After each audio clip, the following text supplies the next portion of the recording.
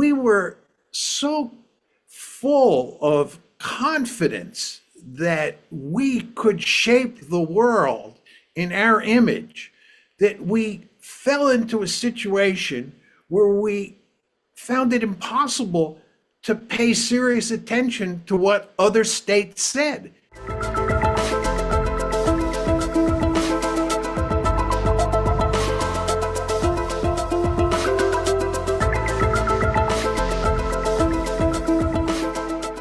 It's almost impossible for most Americans to put themselves in the shoes of the other.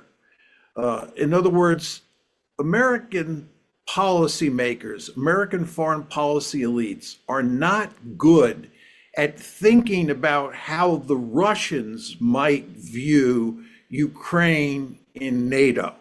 They have their own views, which they think are the dominant views. This is captured in a very famous comment by Madeleine Albright in the late 1990s.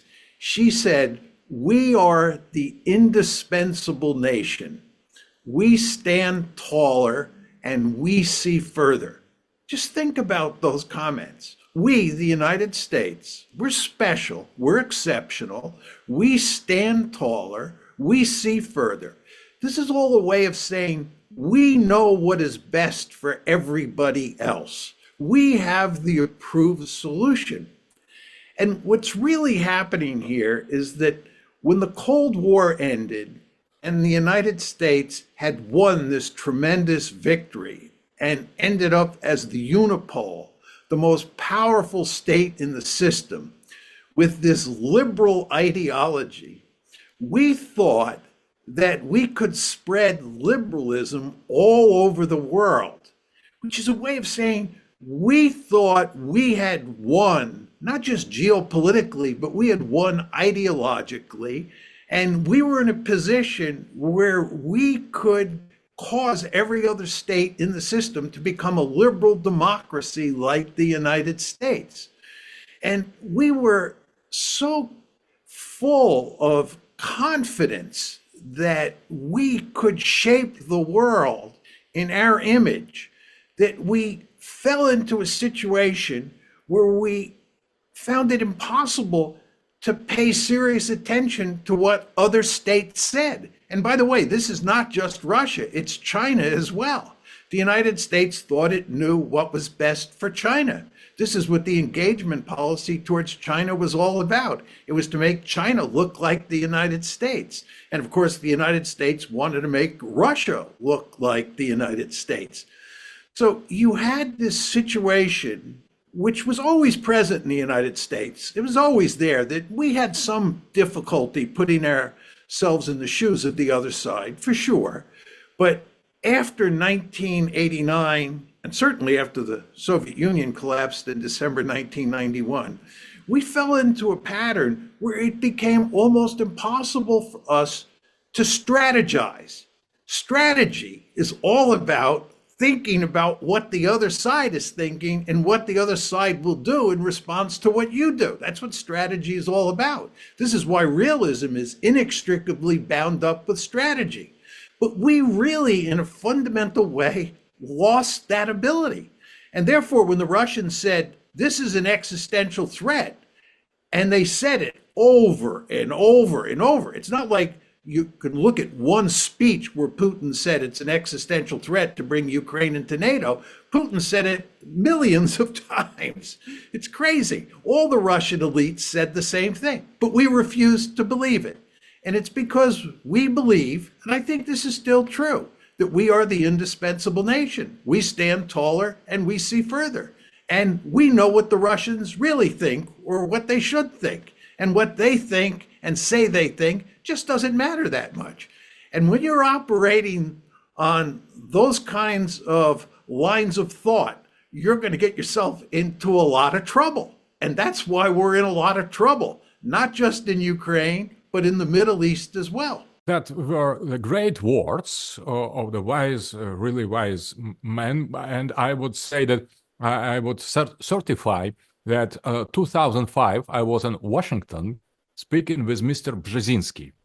Mr. Zbigniew Brzezinski, and there was the chessboard, the real chessboard in front of us, between us, and I have asked Mr. Brzezinski, do you think that the chess is the game for two players?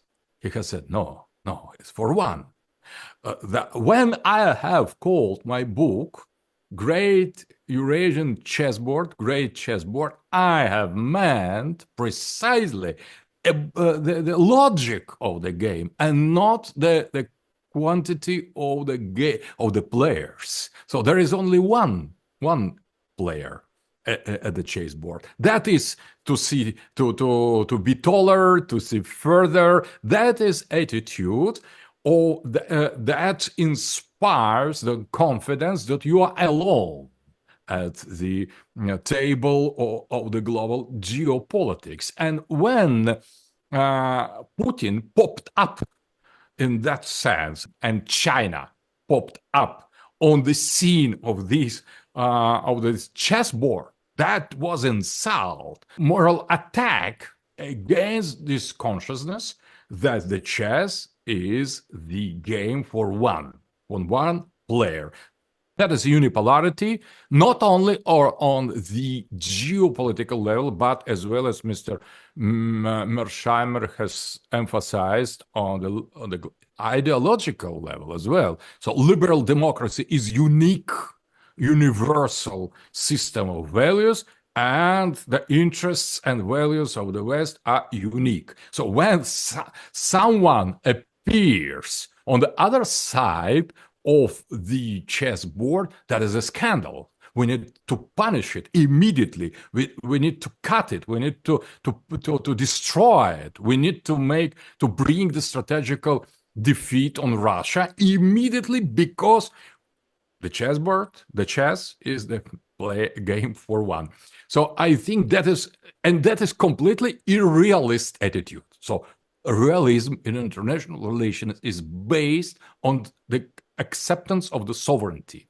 And if you accept the sovereignty, you accept the possibility, at least theoretically, to behave as you wish, because there is no other instance that could oblige you to behave in this way or another way. That is the nature of sovereignty. If you accept sovereignty, you accept the existence of other player, Chinese, Russian, maybe Muslim as well, as in the case of the Middle East, or Indian maybe, or African, Latin American. So we are dealing with the other subjects that are other than ourselves. That is very, very, very tragic, I think, that United States of America and the collective West in general lacks today this strategical approach. With existence or presence of this strategical approach, we could imagine much more easy solutions for some crises in the world that seem to be irresolvable. Accepting multiplicity or diversity of the players and civilizations, as Huntington has called it, I think everything will be much easier to solve.